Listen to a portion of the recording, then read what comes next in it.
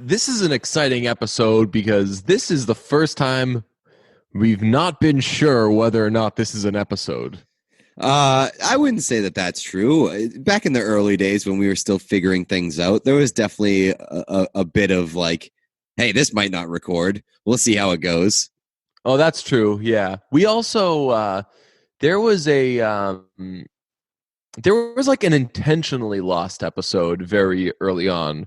Remember, we recorded something, and then afterwards we were like a couple hours later we text each other. We were like, do you want to just scrap that and like do a completely different episode? And we did it, and we liked it, and we felt better about it. And I miss those like first couple months when we were doing this, because like legitimately we were aware, we were like, this isn't good and we don't know if it will necessarily become good. And then we got friggin' unbelievable. Yeah, and now we know we're awesome, and nobody listens to it. So, Right. My concern right now is that I'm recording and you might not be. Ooh, that is interesting. We're trying a new thing. So the reason we're not sure if this is an episode is because we had to do this remote for reasons we'll get into. Wait, do you have a button that says record on yours on the bottom? No. You don't. Oh, I do. Yeah, I think it says please record permission from the meeting host. Yeah, so you're gonna need to do that. No, I think that you're recording me.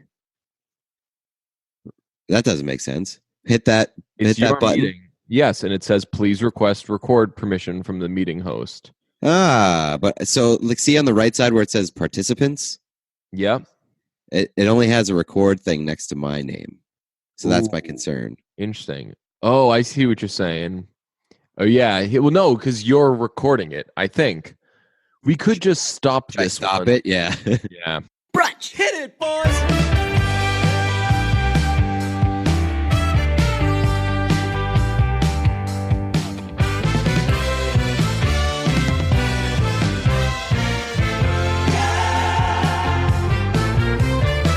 Can confirm that was recording. Yeah, so that sucks a little bit of the fun out of it. I feel like we should have kept going. That's true. You should have rolled the dice a little more. Yeah. I don't know though. My body's still never been the same since the active rat episode. Yeah, I was gonna bring that up while we were having that discussion, but I just like panicked too much because there's nothing worse than like having a good vibe. Oh man, content and then having it just be lost forever. It was just that classic back and forth. Did you see the Lonzo Ball and LeVar Ball video? Did I see it? First time I thought of either of those two guys in a million years. Yeah, seriously. But I got that was like a big Twitter thing for me. Oh, did you go viral? Yeah, I think it got like almost 1,000 retweets. Nice. Or like quote, like it was a quote tweet too. But it wasn't nice because I also got like 10,000 responses calling me a racist. Really? Yeah, because I was critical of LeVar Ball. And they were like, there was a lot of like, oh, y'all, you just hate to see like a brown father thrive. And I was like, what? How is LeVar Ball thriving? And how does LeVar Ball have stands? He's not thriving. I do think that a lot of the hatred towards LeVar Ball is unknowingly race-based. I think that all things considered, he's a dad that like is very eccentric and is obsessed with his kids, probably to the point of being harmful. I mean, he's like a classic stage dad, but I've always actually been pretty pro LeVar Ball. I think that he's annoying, but like, who isn't annoying? Yeah, I mean, like Lonzo's the one that I don't like. Really? Yeah, I think LeVar Ball is like an entertainer, but he's definitely like crosses the line for problematic dad at points. And also, there was the sexism stuff where it was just like got to a point where you're like, stop putting this guy on TV and giving him a platform. Yeah, but I think that the pushback. I think that Charlemagne the God summarized the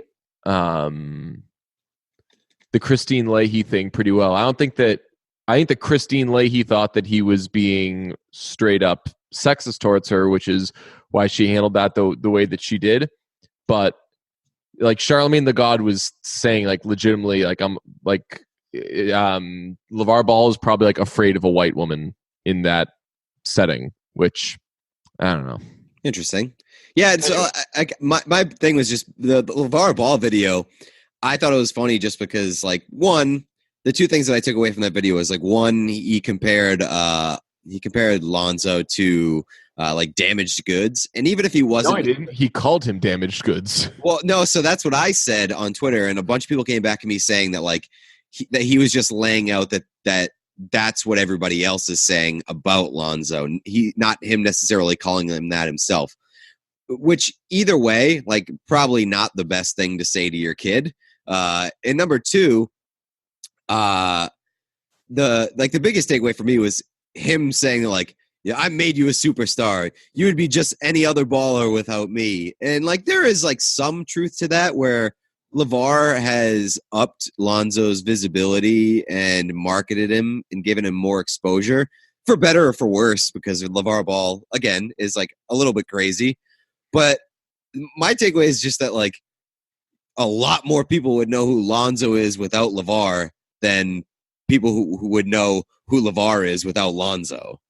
All right, so I don't really care about these two guys. I just wanted to point out that the back and forth between those two over the apple tree analogy was outstanding, like the best thing I've ever seen in my life. And I'm sure that it was just cut that way and that it wasn't really that fast paced, but that was like some Sorkin-esque bullshit going on between LeVar and Lonzo Ball, and they just kept like one-upping each other and having like more layers to this very basic like bad apple analogy. So yeah. like you want a classic rapport, angry LeVar Ball and kind of twerpy Lonzo Ball. Even though in that moment Lonzo was in the right. Right. Lonzo just bugs me. I don't know, man. I'll tell you that entire video was riveting. Like I've never watched Ball in the Family or I don't know who any of the other people in that video are. Yeah, it's on Facebook. I'm not even on Facebook, so I couldn't even watch it if I wanted to. But I will tell you that video was riveting. That's not true. As a non-Facebook user, so many times things are like only available on Facebook, where like a video will only be on Facebook, or like the only way to get like a pre-sale to a concert or something is through Facebook.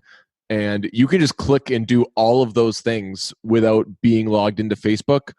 I think like the only use for actually being logged into Facebook, where like you can't do this stuff unless you're logged into Facebook, is like the worst parts of Facebook, which like is participating in Facebook. No, like just like putting your thoughts out there without a character limit. Okay.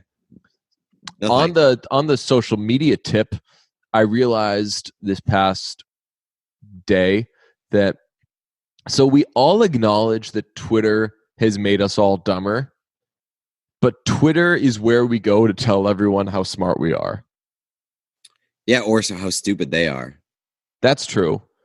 But that's not like calling someone stupid on Twitter is so it's like shooting fish in a barrel. It's way too easy. Like I'll tell you what, I've been muting people when they do like the quote tweet dunk of someone who sent them a mean tweet.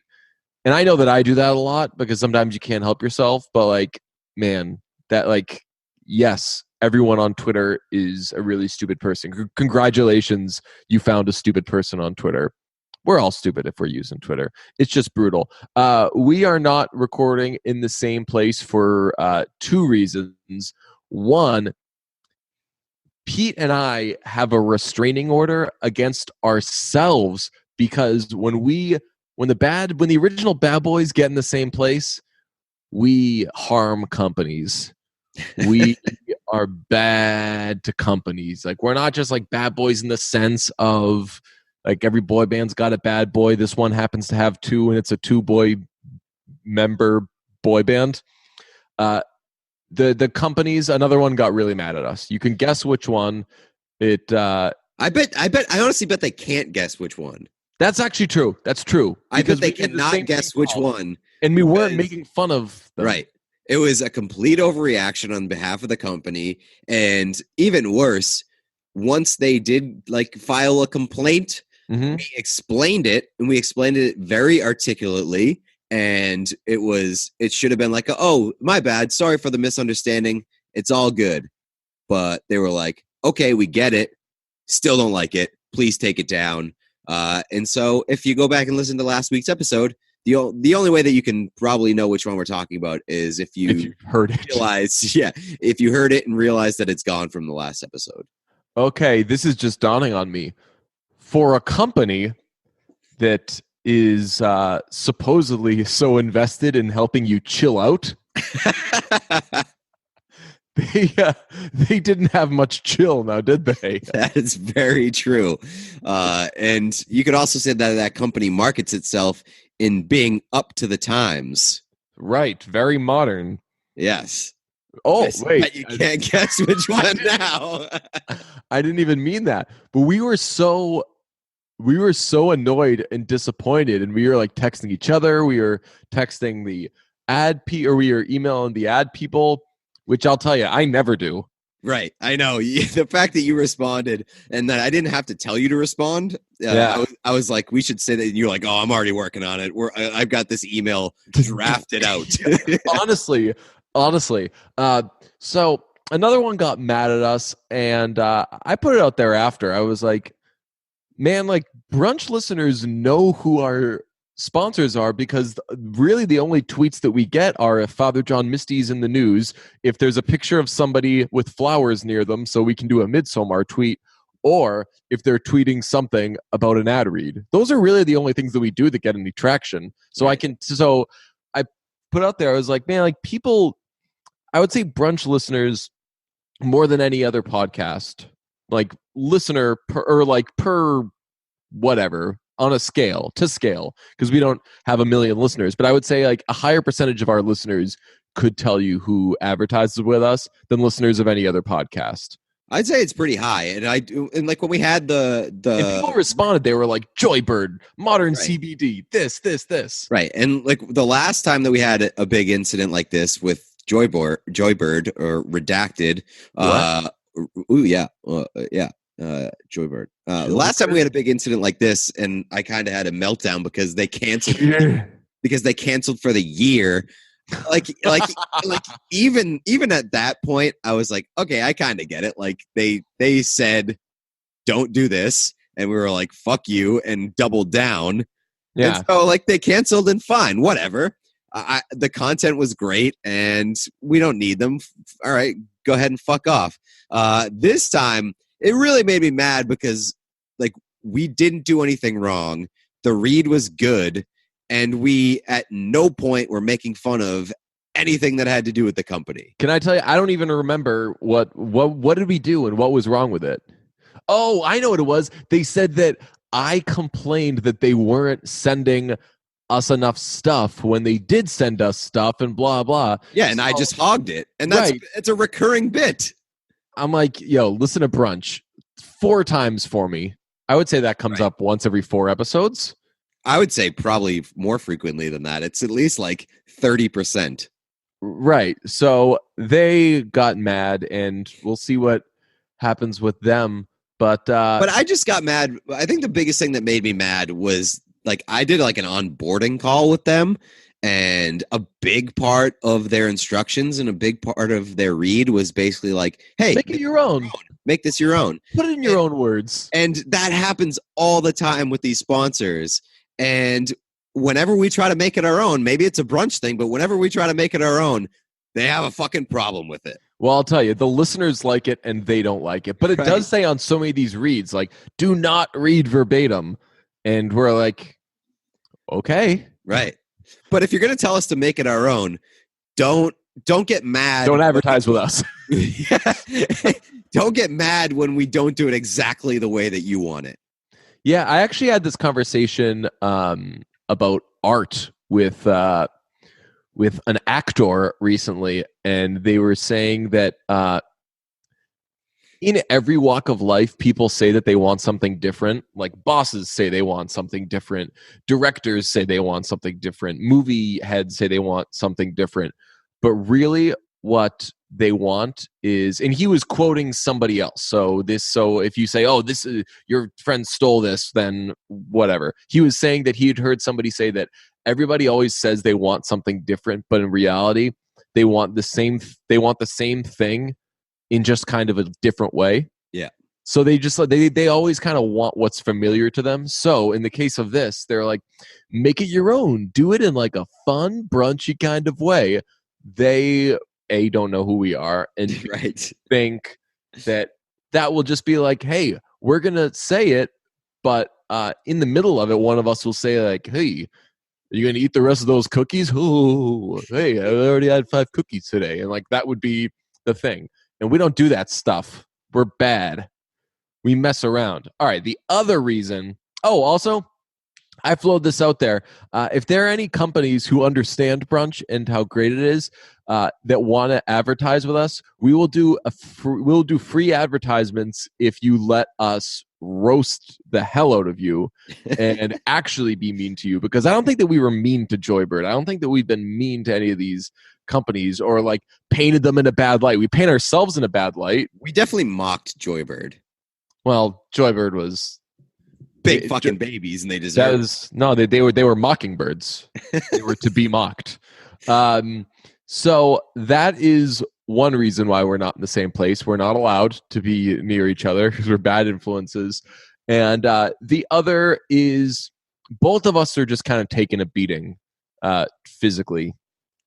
Peter has been sick. Yep. I had to go to urgent care this week. Oh God, dude. Wait, I hope that your insurance situation is squared away. I spent an hour and a half on the phone today. Like I had to go to urgent care in July, and the bill that I ended up getting was so astronomical that. Did you have like stuff done? Yeah. All I got but it was crazy. It was like way too much. I was like, you know what? This is going to be expensive, but it ended up being so expensive that I was like, yo, this would change like the next 3 years of my life. So, Jesus. Right. So I'm like I've been like figuring out how to, it was an error that was made on the bill. Fortunately, I eventually got to the bottom of, so everything's fine and everyone's okay. But yeah, whenever people say urgent care now, I'm like, man, hope they don't mess up and give you a bill that gives you a heart attack. My bill was like $35, so it'll also set me back like 3 years. 3 years, yeah. Well, I'm also going to I'll be getting another hospital bill. I have to get an MRI tomorrow morning because I ruined my knee on Saturday, and on like Sunday I could barely walk, and the rest of the week has basically just been me like knowing how to get around and figuring out how to get around and stuff, but I messed up my knee. And this happened in a dunk tank? It happened in a dunk tank. I got dunked for it was for charity. It was at Idle Hands in Malden. And one of the times after I got dunked, I was climbing back up into the seat and my foot slipped. And when my foot slipped, oh no, I felt like it was one of those like non-contact injuries. And I spent like the rest of the day telling my friends I tore my ACL, which oh my God. They're like, if you can stand, there's like a 80% chance that you didn't tear your ACL. But I did something. It's either an MCL tear or strain, who knows? But I have to, they were like, if it feels better over a few days, then then whatever it is, it's healing and like you'll be fine in a month. And if it doesn't feel better, then you got to pay more money, go get an MRI. Oh, no. And so I've been like, better. I've been like trying to talk myself into it being better, but it sucks. And this is why, like, I was telling my parents, I was like, man, if you think that like I'm not going to love Bernie or like anybody who is for healthcare reform, then Well, healthcare you're is the crazy. biggest fucking scam in the world. I told you that. Like, I went like an entire year without healthcare. Wait, Because- really? Yeah, because I couldn't get back on it after I like missed one payment. After I got laid off, I missed one payment after open enrollment, and I had to go like the next 8 months because I was automatically taken off healthcare, and there's no way to get back on it. Ooh, that's horrifying. It was horrible. Luckily, nothing fucking happened to me. But the fact that it was like that difficult to get back on healthcare after missing one single payment is crazy. But this is good for your brand, by the way, because it's good for the Brave Dave brand because you put your body on the line for charity. That is true. That's true. But it is stunk. I haven't been able to sleep. So like I was on the phone with my dad earlier today, and I just like, you ever catch yourself in the mirror when you don't have it going on? Yeah. Well, I don't a lot. I usually do have it going on. I work from but it's- home, so I usually don't have it going on. It's usually like by the third or fourth day without a shower, I'm like, yeah. clean this up.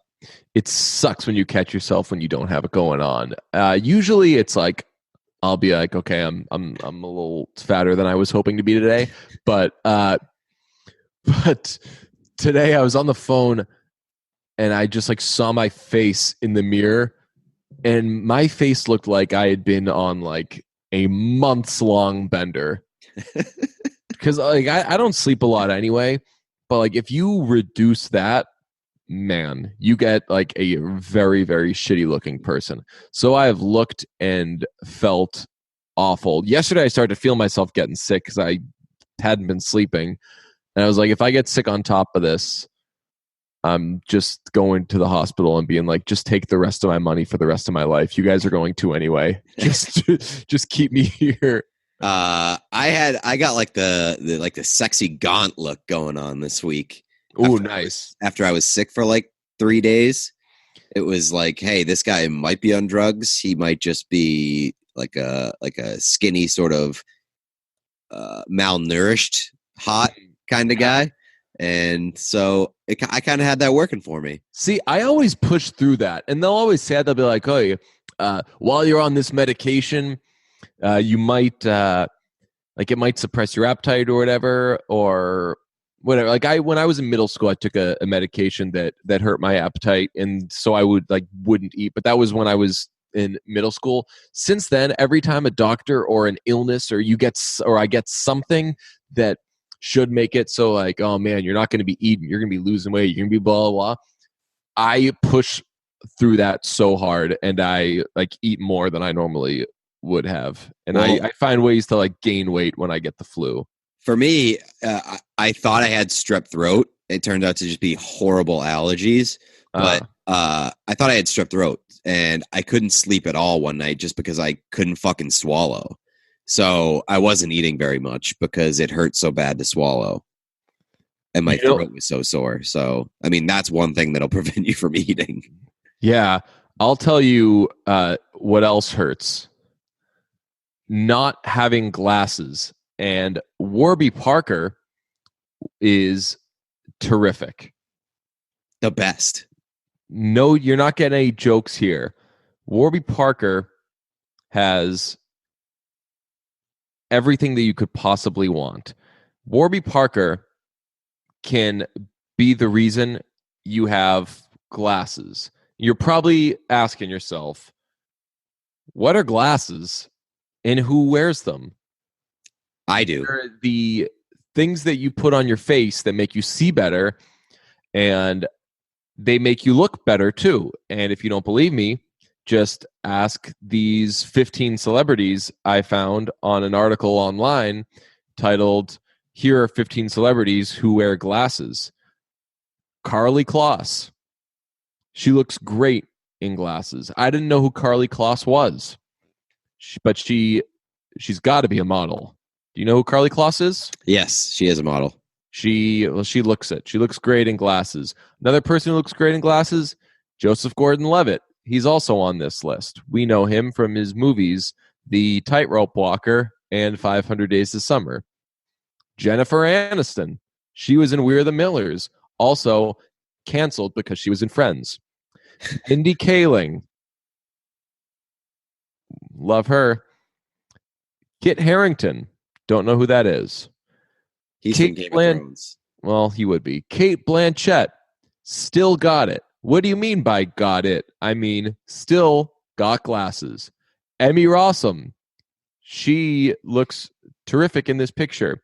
Demi Lovato. Not for me, but if glasses are for you, try Warby Parker. Andy Samberg.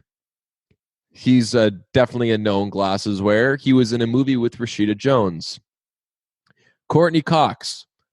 Also canceled. Rihanna. Looks great in this picture where she's wearing glasses. Justin Timberlake is seen here at a basketball game and looks like a goofball, but not because of the glasses. Zooey Deschanel. She has probably one of the more iconic glasses looks. Matt Bomer? Yep. Who's he? Hardly know her. Do you know who that is? Yes. He's an actor. Okay. Bomer. And Barely Idris know her. and Idris Elba. You can't say you have to. Is it Bomer or Bomber? I think it's Bomer. Okay, I was gonna say because hardly know her 101. You have to be able to catch yourself if the part before could make it sound like something else or make it bad, and censor yourself from making the joke. Yeah. If it was bomb, I was gonna say like you're not gonna don't bomb her, idiots. Warby Parker is a glasses company that was founded with a rebellious spirit and a lofty goal to create boutique quality eyewear at a revolutionary price point. It was a collaboration between four close friends, and I think you know who I'm talking about. The Warby Parker aesthetic is vintage inspired with a contemporary twist. Every pair is custom fit with anti-reflective polycarbonate prescription lenses. Boy, if that doesn't hit the spot. They are available exclusively through Warby Parker's website and retail stores, with glasses starting at $95, including prescription lenses. Yeah, you heard me right. They've got a website. Warby Parker has eyewear with a purpose. Almost 1 billion people worldwide lack access to glasses. That means 15% of the global population cannot effectively learn or work, which is, they're going to say, the read says crazy. I'm going to say mentally ill, because glasses were invented 700 years ago. We should be on top of this. Warby Parker partners with nonprofits like Vision Spring to ensure that for every pair of glasses sold, a pair is distributed to someone in need. Warby Parker believes that everyone has the right to see. We've always been inspired. Warby Parker has always been inspired by the master wordsmith in pop culture icon, Mr. Jack Kerouac. Two of his earliest characters, recently uncovered in his personal journals, bore the names Zag Parker and Warby Pepper. We took the best from each and made it our name. Now, no offense if your name is Zag or Right. Pepper, That's what I was going to say. that they liked Parker and Warby better. What if somebody started a competing brand called Zag Pepper? Then Warby Parker would crush them.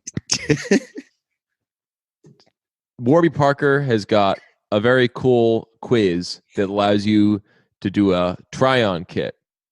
You need help? Take the quiz. Answer a few quick questions, and they'll suggest some great looking glasses that are totally personalized to fit your face and style and your heart. There's a free home try-on program. Order 5 pairs of glasses That's 10 glass in total, and try them on for 10 days. There is no obligation to buy. They ship free, and they include prepaid return shipping labels, so they bring the post office to you. Head to warbyparker.com/brunch to order your free home try-on. Take the quiz to find a pair that is perfect for you today. If you do have an iPhone, Pete. Yeah. Oh, I didn't know that you were asking me. Yes, I do. I have an iPhone X. Well, Otherwise known as the iPhone 10. if you have an iPhone X, then I would expect you to download Warby Parker's app, where you can use their brand new virtual try-on, allowing you to try on glasses, seeing the realistic color, texture, size of each style, using that's right, your phone. For every pair of glasses sold, Warby Parker, Pete, do you know what they do? Yeah, they donate them to someone in need, and there are over 1 billion people who don't have access. Thank you. Glasses. Good, you've been paying attention. Sunglasses start at $95, including polarized lenses. I know what you're thinking. Why would I wear lenses that people either love or hate? These aren't polarizing because everyone will love them. That was pretty good. They're available with a prescription starting at $175. Just like eyeglasses, Warby Parker sunglasses are available through the Home Try-On program. Warby Parker sunglasses feature premium polarized lenses that are scratch resistant and 100% UV protection, but they might not be honey resistant, because when you're wearing them, all the guys and gals are going to want some of that honey, because you will look so sweet in their eyes, glasses or whether or not they're wearing glasses. Blue light filter lenses are also now available and are perfect for consumers who are concerned about the effects of blue light. They filter more blue light than standard polycarbonate or high index lenses, and can be added to your order during checkout. Just like that. Just say, give me the blue, baby. Warby Parker believes glasses should be viewed as a fashion accessory, just like a bag, a shoe, a necktie, or a hat. They make it easy and affordable to accessorize with glasses. I've now read every word that I could find about Warby Parker and then some. But Pete, if you wouldn't mind, could you please share your experience with not only glasses but Warby Parker glasses, please? Absolutely. So I own multiple pairs of Warby Parkers. I've gotten them through the free home try-on kit. It's very excellent, very easy to use. The glasses are super comfortable. They look great, and not just because I'm super handsome. They'll look great on. That wasn't a joke. Why are you laughing? No kidding. They'll look good on even an average looking folk. Maybe they'll bump you up a few points. Warby Parker is the only place that I go to for glasses, and that's no smoke, folks. I live and die by the Parker. I guess you're in a sticky situation because Spider-Man is always sticking to stuff, and you're Peter Parker. Nailed it. That's pretty good. Thank you. So, no, thanks, Warby Parker. We would like to submit this ad read to Warby Parker for their consideration as they listen and check whether or not that was a good read. Did you even do the URL? Yes, I did. Okay. But I'll hey I'll I don't mind let's give him a freebie here. Why not? Throw in a little cherry on top. warbyparker.com/brunch, and for every pair of glasses that you get, they're going to donate a pair of glasses to someone in need. So great stuff out of Warby Parker. Great stuff out of you. I dare you to find something problematic in that read. Well, I will clarify, not all of the celebrities listed are necessarily Warby Parker clients. Right, but they wear glasses. But they wear glasses, and they could if they were smart. If they're in need, they'd wear Warby Parker. Depending on how their careers have gone in the 2 years since that Hello Giggles article was written, perhaps they could find themselves in need of new glasses, and Warby Parker would be the ones to hook it up, because Warby Parker is terrific. So thank you very much. Speaking of celebrities, people are very excited about Knives Out, and I'm like, man, don't hype it up if it's not going to come out till Thanksgiving. Yeah, I mean, but if it's a big deal, Thanksgiving's not that far away, man. It's only like 2 months away. Nah, but like I don't know what movies I'm looking forward to other than Knives Out. I'm so excited for Knives Out, and now that everyone's saying that it's like the best movie in the world, I'm like, man, can we get that screener? We get something? In the meantime, we could see should we see the Downton Abbey movie? Absolutely not. I know that like we see everything. Yeah. But there is absolutely no movie coming out this calendar year that I have less interest in seeing more than Downton Abbey. I think that we should see it because neither of us watched that show, and then we can be the authority on Downton Abbey. We should see Downton Abbey the movie like 5 times so we know everything about that movie, and not see any other Downton Abbey stuff, so we could be more versed on Downton Abbey the movie than even like the average Downton Abbey viewer. The only way I'll commit to going to see that movie is if like we go in so hard on it that people who watch the show like get aggravated that we act like we're the Downton Abbey experts. That's what I'm saying. That's why we should do it. Yeah.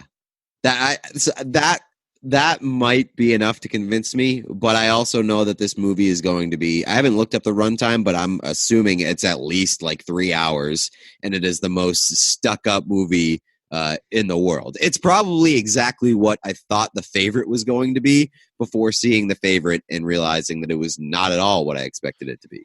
Was Lily James in Downton Abbey?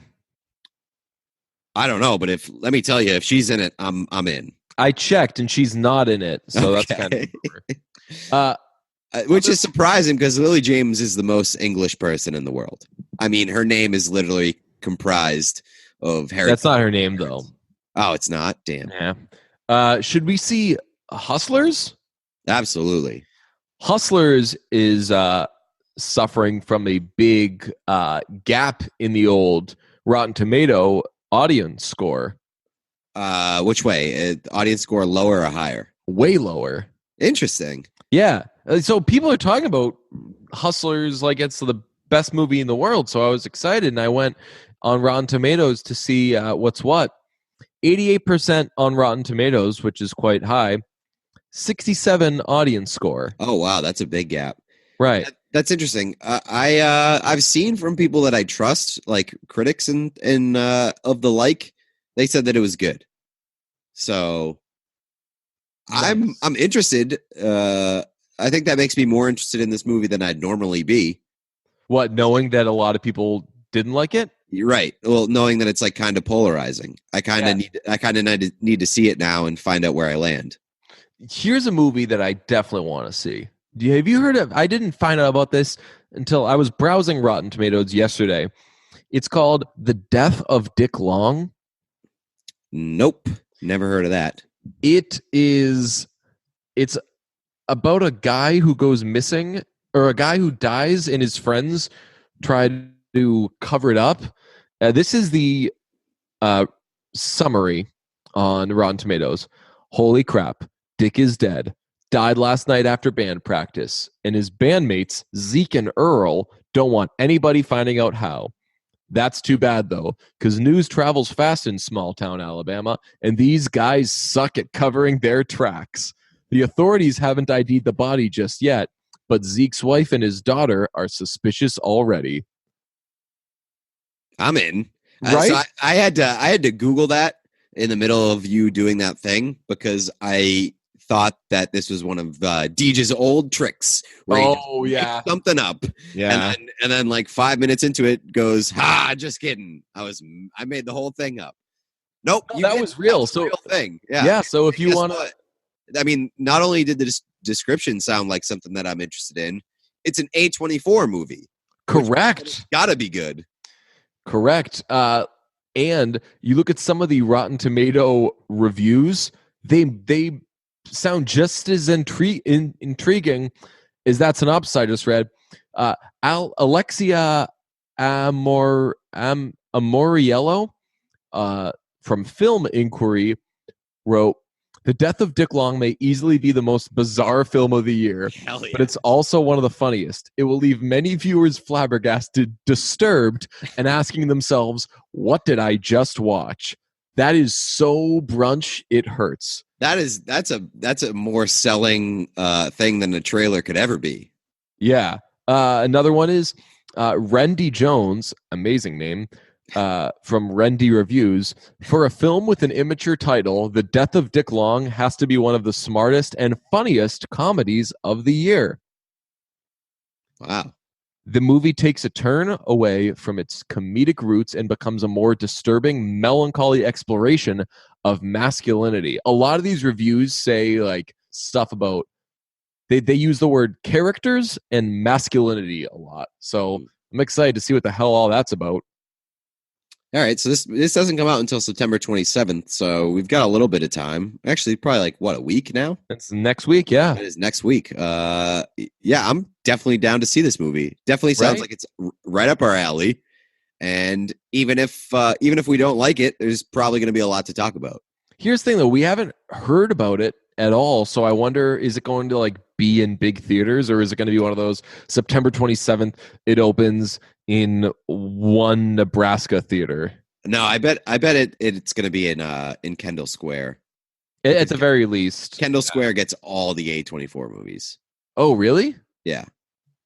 I know that they get like all the indie ones right off the bat, but I mean, even if it's not, I just looked up. It's available streaming October 8th. Oh, really? Yeah, so we can get it on like Amazon Prime or something. I want to see that in theaters, though. I got to know what happens to Dick Long. No, Dick Long is dead. Right, but I gotta see what happens to Zeke and Earl because it's very clear that they suck. Zeke and Earl in small town Alabama are just like, it sounds like a real hoot. So I don't know. This description is like more succinct, but also Let's just keep Googling the death of Dick. Right? This description is more succinct, but like also very, very intriguing. In small town Alabama, Zeke and Earl scramble to cover up the unlikely and, in most states, highly illegal events that lead to their friend's death as they try to dodge their families, the cops, and one horrified medical examiner. What? This movie sounds like it's going to be fucking awesome. All right, this is its Wikipedia lead, I guess. The Death of Dick Long is a 2019 black comedy drama film directed and produced by Daniel Scheinert and written by Billy Chu. Am I supposed to know who that is? No, but Chu is not spelled C-H-U. It is spelled C-H-E-W, as in the word chew. So that's why I was so shocked by that last name. I don't know if I've ever seen that last name before. Like, as in the verb. So I just looked up Daniel Scheinert. Daniel Scheinert is a director and actor known for Swiss Army Man 2016, The Death of Dick Long 2019, and wait for it, the music video for Turn Down for What? Yes. Yes. And DJ Snake and Lil Jon, Turn Down for What? 2014. That's I wild. that music video, which was fucking awesome. It's that dude just like humping his way through like a floor and going through an apartment floor into the next floor below. Oh, Like crazy shit happening. I don't remember that. I just remember videos of people on boats while turned down for what played, like falling off boats. Was that a meme? Was that a thing? I don't know. There. We should get this guy on the podcast. I bet he's a real weirdo. Right. But you know what? Like a lot of people who direct music videos like go on and they make movies. Like the guy that The guy that does Heim also made Phantom Thread. that's right. I forget that guy's name, but he'll make a couple more movies, I think. He's up and coming. I think that he's on the rise. Right. He was in Mrs. Heim's art class. Yes. And now he's forever indebted to making Heim music videos. Thomas A. Paul or something. It's Tom Tommy Paul. Tom Paulson. Yeah. No. Andrew Tom Paul. Yeah. And Paul Todd. What was I going to say? Shoot. Well, the guy that did the reason Josh Tillman was in friggin' Hotel Artemis was because the guy who directed the night that Josh Tillman came to our apartment video directed that movie and was like, I need Tillman for this one. he played a guy that made out with himself so bad in this music, so well in this music video I made one time that I got to put this guy in my movie. Daniel Scheinert looks like Brett Gelman's balding brother. Brett Gelman with male pattern baldness. Wait, that's awesome. Brett Gelman is bald too, isn't he? Yes, big time. So I guess it just runs in the family. Big time. Gary Goldman has a special coming out. I don't know who that is. He's a comedian. Very good. He's from Massachusetts. I think he's from Newton. And he has a special coming out. Maybe it's already out. It's called The Great Depression. And it's about him realizing as an adult that he's a depressed person and like being thankful for the times in which we live. And that's very interesting.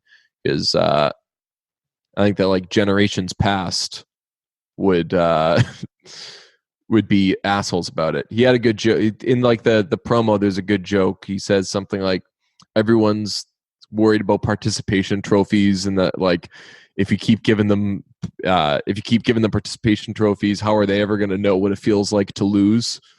And he's like, "There's something called life that they'll experience that will give them enough." So that'll be cool. That'll be neat. I had like 15 other points and things I wanted to say during that last conversation, but I've been a friggin' space case this week. That's okay. I'm like, I suck. That's even all right. more than usual. But you know what doesn't suck? What? HelloFresh. Oh, you know what HelloFresh is? It's hella fresh. That is true, but it's also America's #1 meal kit delivery system, which delivers easy seasonal recipes and pre-measured ingredients right to your door. And being fresh isn't always a good thing. You want some examples? If you're fresh when you're a kid, you get in trouble. Exactly. And it's not just when you're a kid, because here are 15 celebrities who have been arrested. Shailene Woodley. HBO's Big Little Lies. She was arrested for criminal trespassing in 2016. Vince Vaughn. He was arrested for he was involved in a bar fight, which is exactly what you'd expect Vince Vaughn to be arrested for. That's not cool, but like that's pretty cool. Yeah, I mean that's like it's never cool to be getting arrested. Well, it's never cool to be in a bar fight, but like Vince Vaughn being in a bar fight, that's kind of cool. Number 13, Robert Downey Jr. We all know what he was arrested for. Bill Gates. Yeah, Bill Gates. He was arrested, and that guy's super rich. So 11, Jay-Z. He was also arrested. P. Diddy was arrested. After a nightclub shooting, Yes, I was going to say we also remember this. Army Hammer was arrested. He looks quite handsome in his mugshot. Oh, I bet he brought it in that mugshot. Oh, yeah. He looks very pleased in that mugshot. He was arrested in Texas after he was found in possession of a pot brownie and 3 marijuana cookies. Hey, don't do the crime if you can't do the time. Yeah, tell that to what's our buddy's name who was arrested in New York for smoking a joint. Who? Our actor friend from Joshi.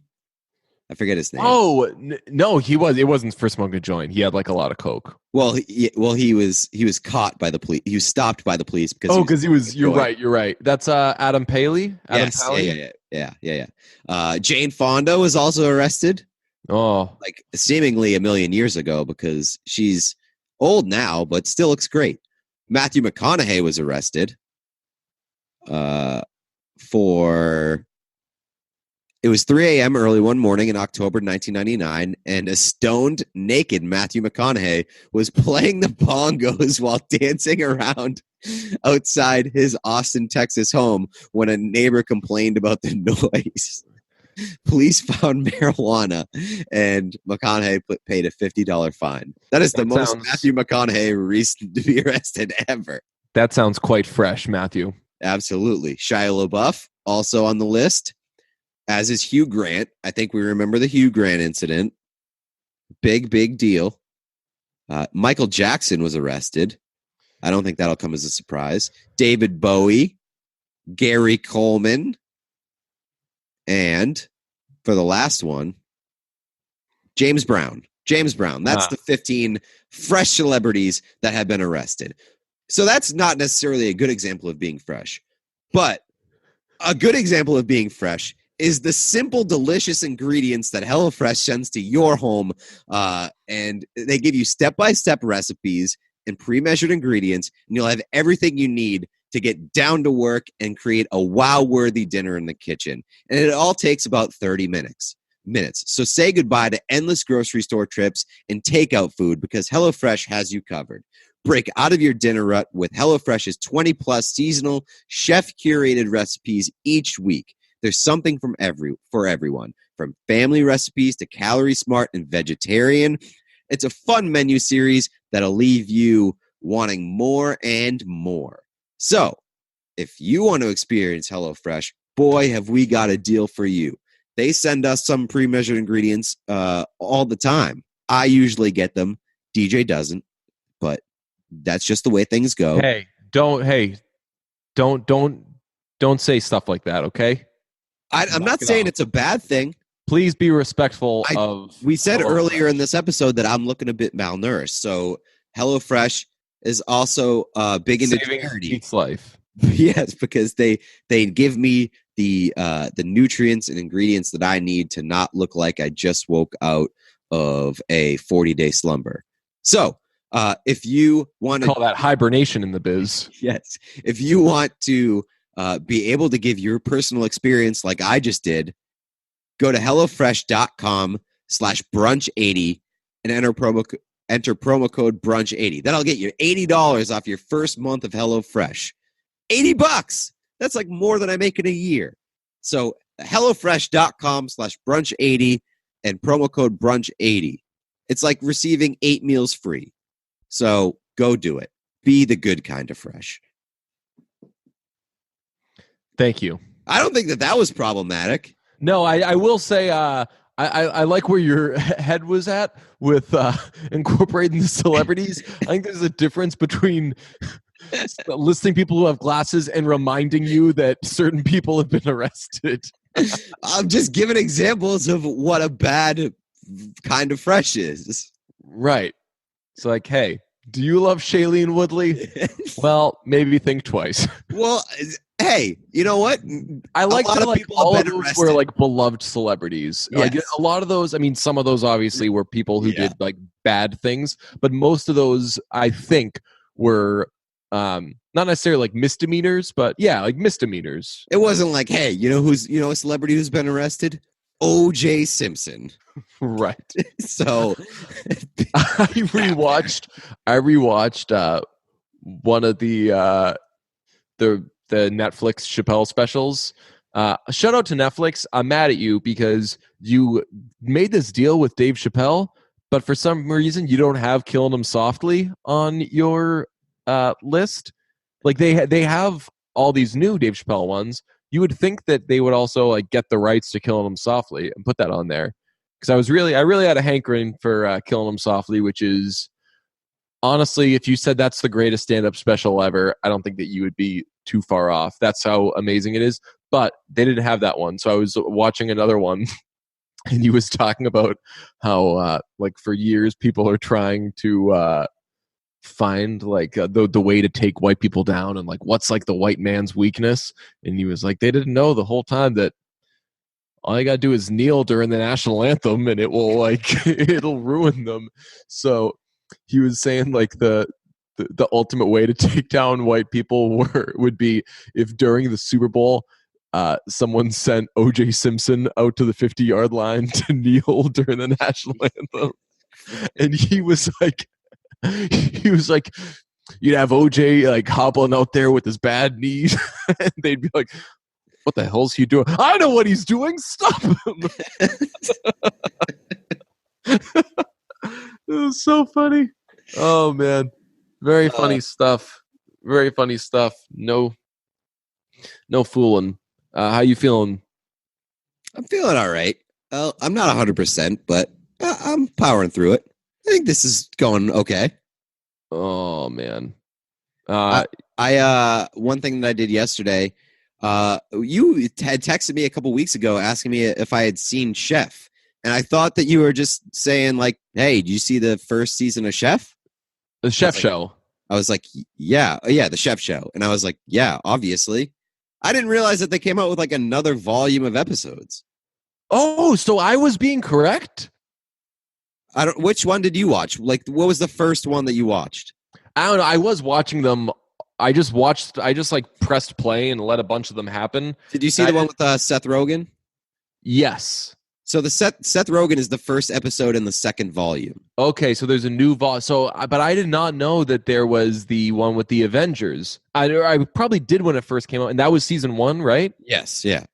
So that was the first volume, and I just skipped past it probably because I saw Avengers, and I was like, don't care. And then I was watching them all, and they were just coming on. I was like, oh, they got that the Holland kid and Robert Downey Jr. and the guy that is like the president of all those stupid movies. Yeah, and, Paul Feige. Yeah, I was like, man, a lot of important people, and it was very, very good. Kevin Feige, I think, or maybe I forget. Paul Thomas Anderson is his name, I think. Yes, but those are great. But the reason I texted you about them is the disdain, and it's not like pure hatred, but the vibe that Roy Choi gives to Jon Favreau is just amazing, because it's like there's clearly like an appreciation that like Jon Favreau has helped him and stuff, but he clearly is like, man, I wish I were doing like a smarter cooking thing without this dummy. Yeah, it's definitely it's sort of like a dumbed down thing, and it's also definitely not your average cooking show. I think that we've talked about this before, but like if you're trying to learn things from the Chef Show, it is way too fast paced and it does not explain things enough. Yeah, they show you the ingredients in 1 second. Yeah. But I also think that like part of that from Roy is just that like he is a chef and he has chef characteristics, and I just think that he's like not a great people person. Yeah. He's very like focused on the cooking, and he's great at cooking. I don't think that he's necessarily like the best communicator or articulator when it comes to like the TV show stuff. Yeah. But like whenever they're around like somebody else, they'll get like another chef or like another, especially when they're around like other food people, and Jon Favreau will like definitely ask questions. He'll be like, dude, I'm so ashamed to be seen with this guy. Yeah, there's definitely it's more noticeable because after you said that, I went back and I watched and I tried to spot it, and I didn't think that it was as noticeable or as like prominent as you seem to think. But with other food people, there's definitely like more of a connection, and obviously what's his name is like the outsider there. Right. So like, and I think that that would be sort of the same in any sort of situation. Like you stick an average Joe with like two athletes, they're sort of going to be on like the outer edge, and they'll probably ask like a couple dumb questions that the athletes will roll their eyes at, or like Right. a couple actors and a regular person or whatever. So like it's just like two people who share like this very passionate bond over something, and then this like guy who just really likes food. But like Jon Favreau is like no slouch. Like he's not like an accomplished chef, but like if Jon Favreau wanted to open up his own restaurant, he'd do fine. Because like and also like Jon Favreau, if but John B, Favreau because had he's a into if it. John Favreau had a block party, everybody'd be like, "Yo, you should fucking open up your own restaurant because this food is great because he Totally. knows what he's doing." Totally. And so I don't know. I think that like Roy Choi sees like that he's like Jon Favreau is like 75% a food person, which is like I would say if like you or me, if like you or I are like 20% food knowledge, Favreau's like 75, but Roy Choi is 100. Right. So he's I wonder if a part of it is that like John is like 75, but in his mind he thinks that he can be a chef. He's like, "Oh, I played a chef on TV or on a movie, and I've gone through all this training, and now I got this cooking show with Roy. I know it." See, I don't think that he does that though. I think that I'm 100% on I'm 100% team Jon Favreau in this feud that might not exist. I think that Favreau is like genuinely asking him questions and is like, I definitely blah think blah. And yeah. Roy is more kind of rude and snippy back to him. I definitely think that John is legitimately curious, and he asks some like good questions. But I also do wonder if like he thinks that he knows more than he does, and that bothers Roy. I don't know. I generally enjoy their relationship and how it plays out on screen. And even if Roy is a bit snippy and sort of like condescending at times, I think that's good TV. Yeah, it is great. And as far as like the food show aspect, you're right. It's a cooking show it's a cooking show that knows you're not going to cook it, so they're not Right. going to like really hold your hand through it. They're like, you just want to sit here and watch us make dope food and eat it. Right. And that's great. Check this out. When you Google the death of Dick Long, it says people also search for Swiss Army Man. Do you know what that movie is? No, but I know that it was directed by the same guy because I just looked. Oh, it up. right. But the second one it says people also search for is Spring Breakers. Really? Yeah. Interesting. Did you ever see that movie? No. You Yes, should. I did. I did. Was it brutal? It was not very good. Oh man, it looked. It wasn't as bad as ever. I saw it years ago, so maybe it was as bad. I didn't think that it was as bad as a lot of people made it out to be. But then again, that was a time where I wasn't watching like every movie. Yeah. So it probably my sort of like expectations and kind of like scale has changed. I wonder if I would think that it is terrible now. My scale has changed because it is reading something different thanks to Gainful. Protein powder shouldn't be one size fits all. We all have different needs. That's why we're so I'm going to glad. stop you right there because they have very specific instructions. And this episode has been all about following instructions and doing the way that our advertisers want to do it. Well, what sentence did they say they wanted? There was a They term. want a mention of personalized protein powder within the first one or two sentences. Okay, so restarting now. Just erase that from your memory. Right. Erase from your memory. Pretend it never happened. We're starting fresh right now. Okay. Personalized protein powder. Protein powder shouldn't be one size fits all. We all have different needs. And that's why we're so glad we discovered personalized protein powder from Gainful. Now, I could continue with this read and tell you all the fun things that Gainful wants me to say, and I will, but not after I read Gainful's mission statement, because I went to their website and found their mission statement. So if you have any questions about Gainful and what they're all about, why don't you take a listen? Gainful was born from a simple realization. The fitness industry is inherently backward. More money is spent on telling people how they should look than on helping people reach their goals.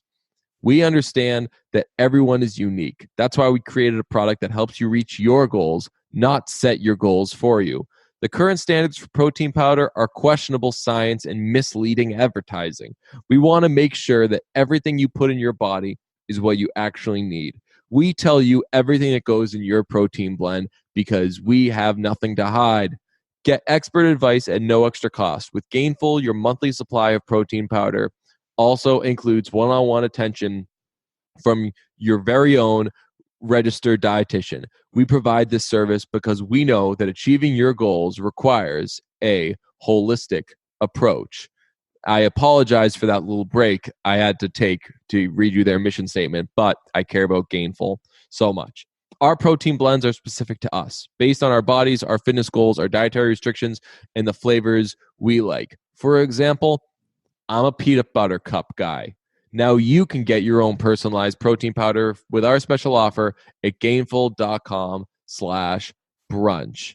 Start by taking the 5-minute quiz at gainful.com/brunch to find your own personalized protein blend.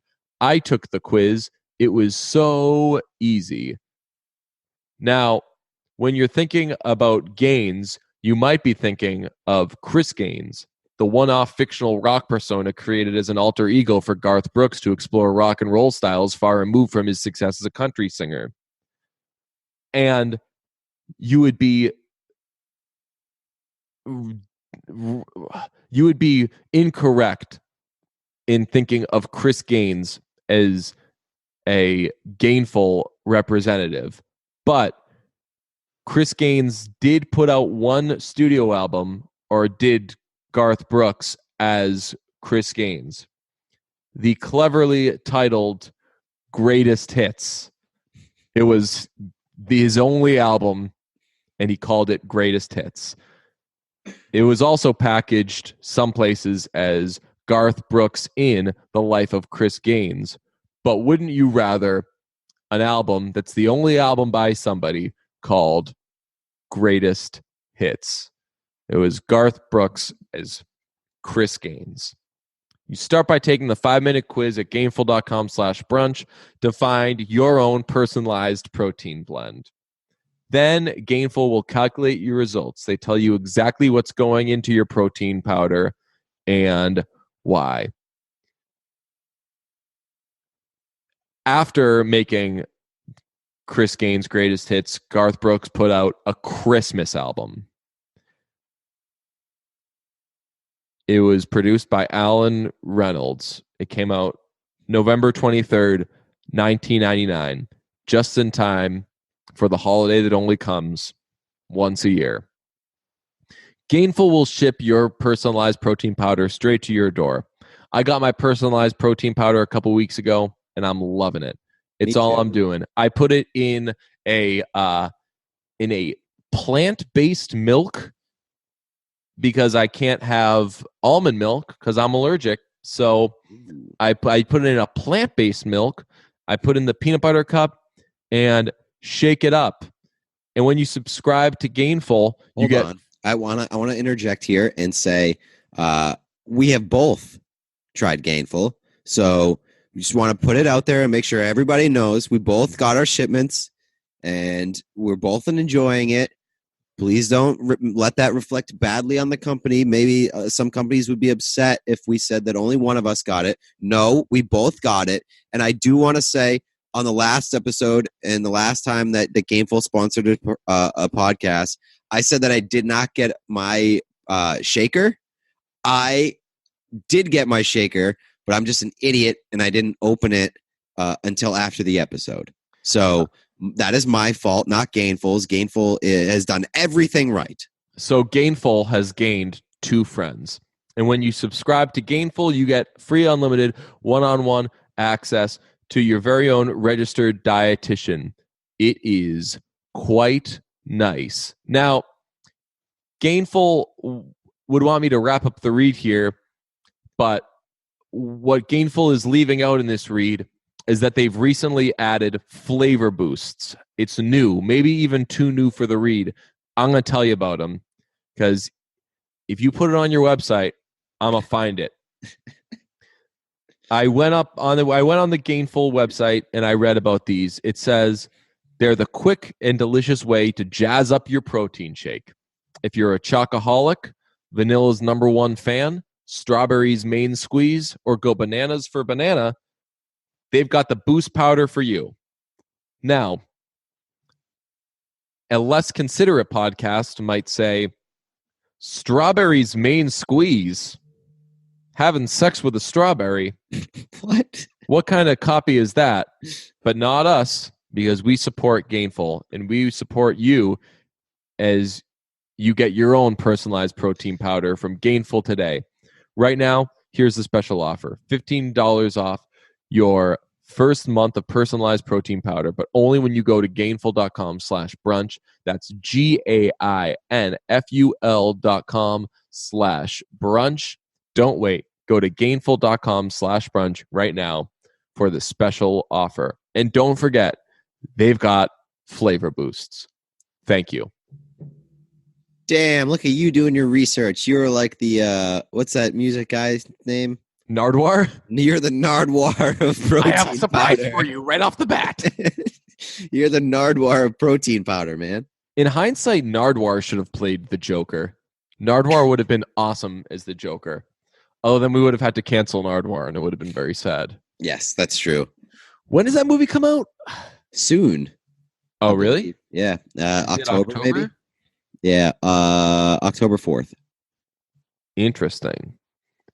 Well, my knee hurts very much, and I feel that we've done a lot of stuff.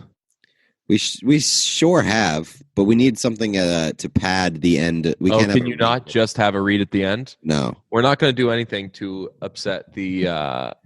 No, there's the requirement is that like the first read comes in like the first 20% of the episode, and then like 10%. So it'll be like the second read will be in this 30%, third read in the 40%. Interesting. Something like that. I don't know. Well, I've got a question for you. Yes. Are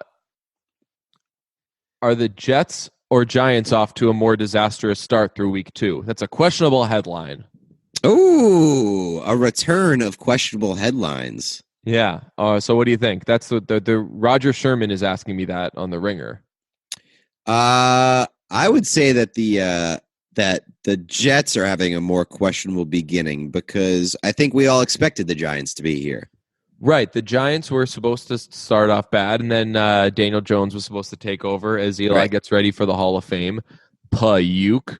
And so we're kind of right where we thought we'd be with the Giants. The Jets, not so much. They're on the third string quarterback. Well, my question is, I saw yesterday that Eli says that he won't waive his trade. Correct. Which is not surprising. Which totally makes sense because he's got such a good situation. If he goes somewhere else, he has to be good. He's never had to be good for the Giants. People just love him there. They act like he's God's gift to the earth, and he loses and he does a bad job, and they're like, yo, but you won, so thank you so much. I suppose that's true, but here, like, if there's one situation where it makes sense for him to waive, wouldn't it be the Jets? He doesn't even have to waive. he doesn't have to. I mean, he doesn't even have to move. He stays exactly where he is. Just shifts locker rooms, shifts uniforms. All he has to do is be better than a third string quarterback for like a month and a half until Sam Darnold comes back.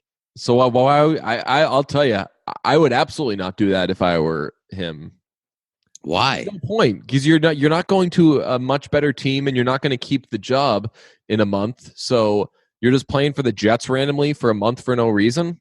I guess, but I mean, if he still wants to play football, which he clearly does, he definitely doesn't. No, he doesn't. Why would he come back? He had a chance to walk away after this year. No, he's after this season, he's got either one more year on his deal after this, or so this saying that he just came back for the money. Right, he's going to play out his contract, just doing what Roethlisberger is doing. Oh man, he did. Well, man, like that guy doesn't strike me at all as somebody who like just really wants to play and wants to accomplish anything. I think that he knows that he's lucky that he won 2 Super Bowls, and he's not going to suddenly become a good quarterback for the first time in his career. So I think that he wants to kind of just fade away. I guess. I just figured if he wanted to play football and he wanted to start, then that would be like the most ideal situation that he could think of. Colin Kaepernick, Andrew Luck, what makes you think quarterbacks want to play football? Fair enough. We live in a time I guess it's just that like quarterbacks don't want to play football. Well, I guess it's just that like maybe that because we live in New England where our quarterback just seems like he's going to want to play football until he literally can't anymore. Can Slasher Horror Story 1984 finally make the slasher genre work on the small screen?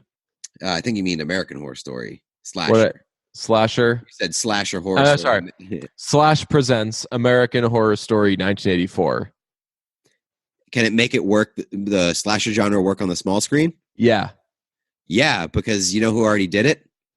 Boy Meets World back in like the 90s when they had that one episode. Oh, right. The Halloween episode, which was like iconic TV. Yeah, there was that run around that time where like I think Dawson's Creek did it too, where they would have like the Scream people make an episode of what was that guy? Wes Craven? Was that his name? Sure. Was he that? I know he is. Yeah, he is like a horror guy. Right. They would just like have them make one episode. Maybe for Halloween this year, we can have Wes Craven direct a horror episode of Brunch. Hell yeah. Although we already did the horror video, which might have like all the same jokes, but we've had a few horrific episodes too. I like the idea of yeah, we should just make it like a very spooky episode. Some twists and turns. Spooky ain't sexy. Do you know what you're gonna be? Do you know what you're gonna be for Halloween? No idea yet. Yeah, me neither. Well, we'll think about it, and we'll also think about Gainful, Warby Parker, and HelloFresh because they brought it to us this episode.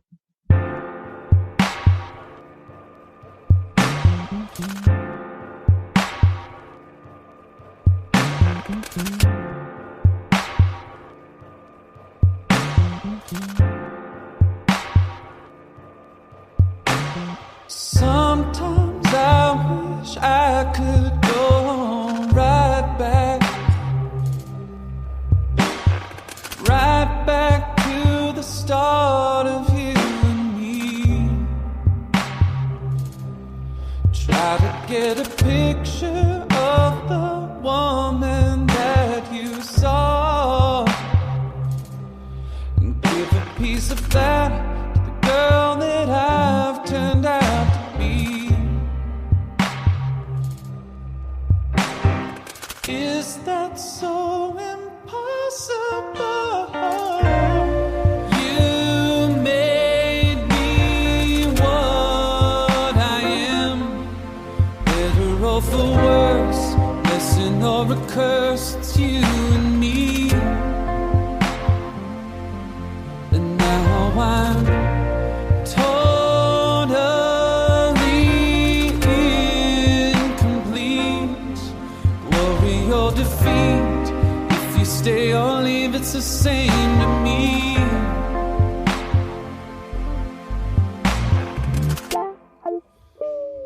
Too close to your sun, I cast cast these shadows. Do you recognize me when they fall across my face? And I've kept this secret from you, terrified you know me. The unforgiving truth of who I am in the light of day. Is this so impossible? You made me what I am. Better or for worse, blessing or a curse, it's you and me. And now I'm totally incomplete. Glory or defeat, if you stay or leave, it's the same to me. Pick me up for the last time, baby. Never make you see me like this again.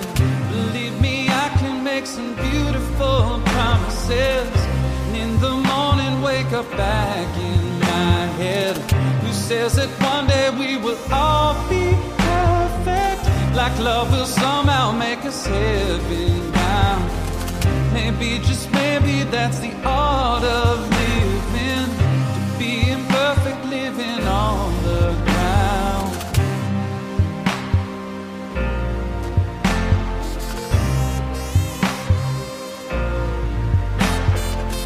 Maybe, just maybe, that's the art of living, to be imperfect, living on the ground.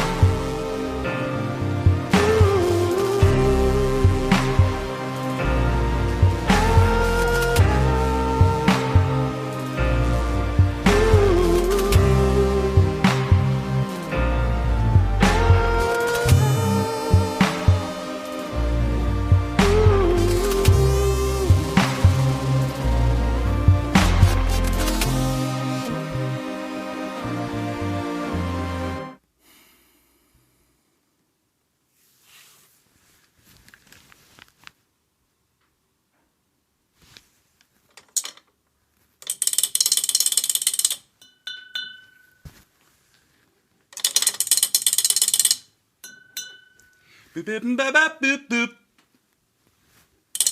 Boop bop boop boop. Boop boop boop boop boop boop boop boop boop boop.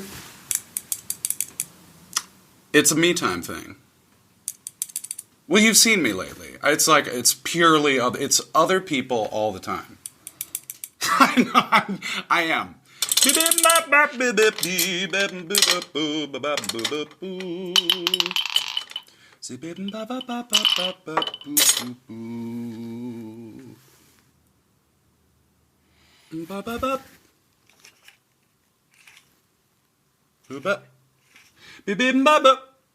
Beep.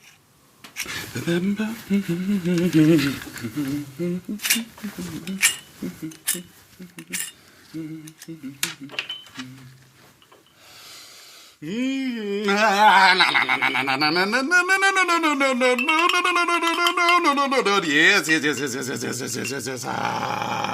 Ba ba ba ba.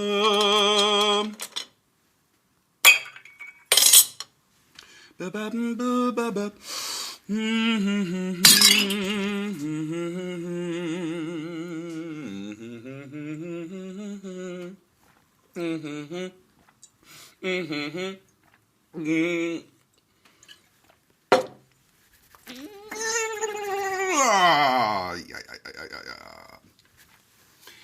Zababoom ba beep beep beep beep beep beep. Zababoo boo boo boo boo. Ya do do do do do.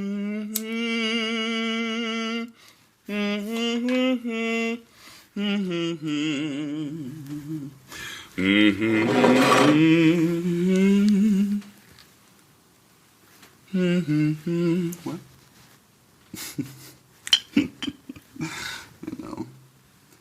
I know. Here we go.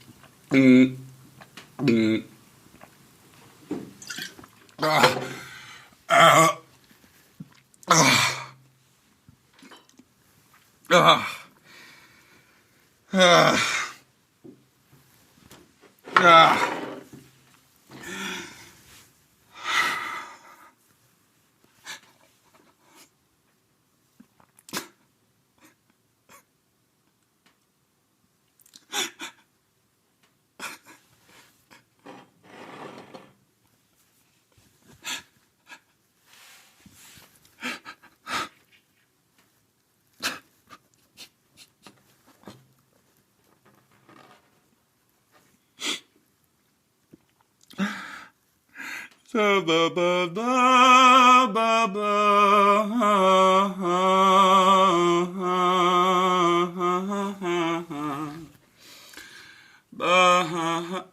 No.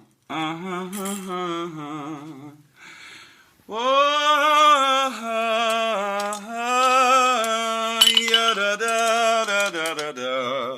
Yeah, I know. Yeah, da da da da da da da. Yeah, da da da da da. Yeah, da da da. Yeah, da da da da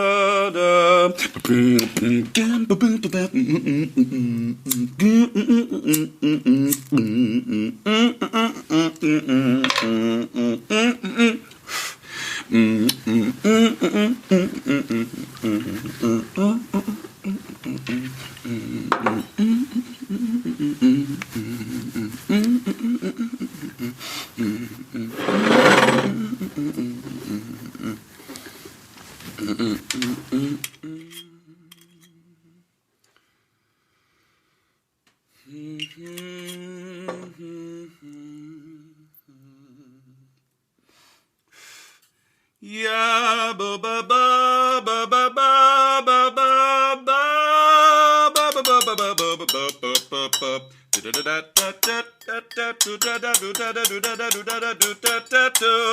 Yeah,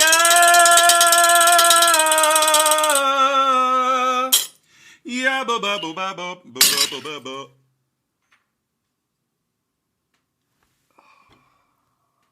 Don't ever make me drink alone again.